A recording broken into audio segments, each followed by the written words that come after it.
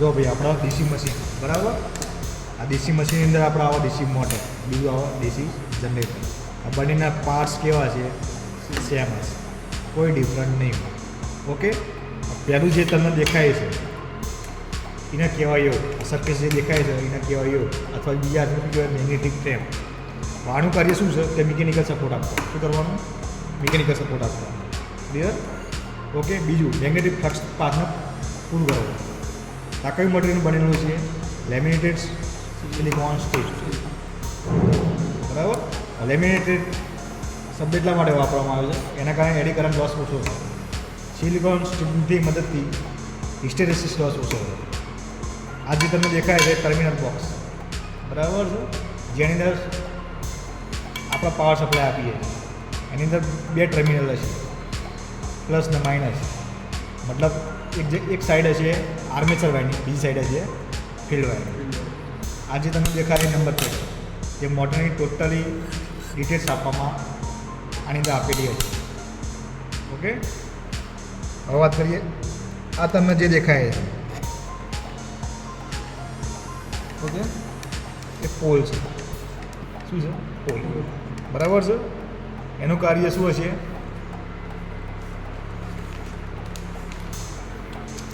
Okay, એ field pole છે. એનું કાર્ય છે ફિલ્ડ વાઇન્ડિંગની મદદથી ચુંબકીય ફ્લક્સ ઉત્પન્ન કરવાનું.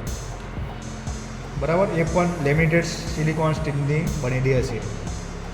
પછી આ જે દેખાય છે આ ફિલ્ડ વાઇન્ડિંગ્સ.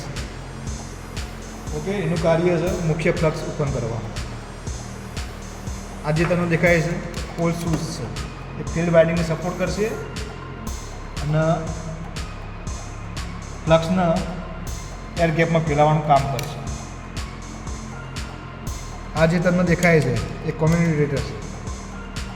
બરાબર. એનું કાર્ય છે એસીનું ડીસી, ડીસીનું એસી. આ જે દેખાય છે આ રહ્યું એ બ્રશ છે, કાર્બન બ્રશ. એનું કાર્ય છે આર્મેચરમાં કરંટને કલેક્ટ કરવાનું.